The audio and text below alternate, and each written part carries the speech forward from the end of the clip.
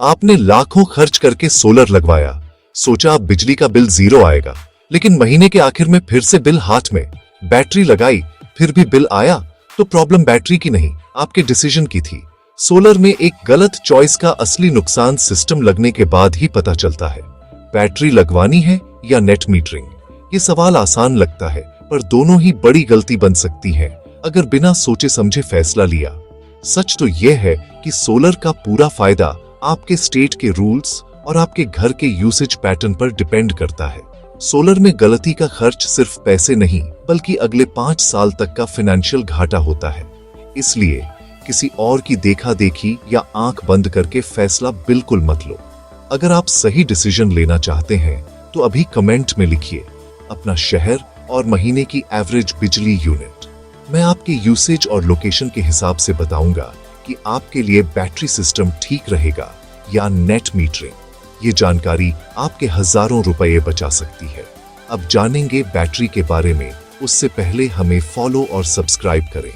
तो battery system का मतलब होता है दिन में सोलर से बनी बिजली बैटरी में जमा करना और रात में यूज करना। सुनने में परफेक्ट लगता है, पर ग्राउंड रियलिटी थोड़ी अलग है। बैटरी महंगी पड़ती है, उसकी कैपेसिटी लिमिटेड होती है और 4-5 साल में बदलनी भी पड़ती है। इसलिए बैटरी बचत के लिए नहीं, सिर्फ पावर कट में बैकअप से सहारा देने के लिए होती है। अब नेट मीटरिंग की सच्चाई सुनिए, यहीं से आपकी उलझन पूरी तरह साफ हो जाएगी। लोग नेट मीटरिंग को फ्री बिजली समझ लेते हैं, पर सच अलग है। नेट मीटरिंग में होता क्या है? दिन में सोलर ज्यादा बने तो एक्स्ट्रा बिजली ग्रिड में चली जाती है और रात में वही बिजली आप ग्रिड से वापस लेते हैं। इसमें बैटरी का खर्च नहीं, मेंटेनेंस लगभग 0 और लॉन्ग टर्म फायदा बेहतर मिलता है। पर यह सिस्टम हर जगह सेम नहीं होता। अब आता है सबसे रिस्क वाला पॉइंट। सोलर लगवाने में यही 80% लोग फंसते हैं। रूल्स समझे बिना आगे बढ़ते हैं। उन्हें लगता है कि हर जगह एक ही नियम है और यही सबसे भारी गलती होती है। स्टेट रूल्स इग्नोर करने से आपका पूरा सोलर इन्वेस्टमेंट उल्टा पड़ सकता है, क्योंकि भारत के हर स्टेट में नेट मीटरिंग के रूल्स, पॉलिसीज और प्रोसेस अलग अलग होते हैं। कहीं एक्सपोर्ट पर लिमिट है तो कहीं अनुमोदन प्रोसेस बहुत धीमा, कहीं बिजली बैंकिंग मंथली होती है तो कहीं ईयरली। रेट्स और शर्तें हर स्टेट के हिसाब से बदलती है। जैसे उत्तर प्रदेश में एक्सपोर्ट कैप और बैंकिंग साइकिल आपके लोकल डिस्कॉम पर निर्भर करता है।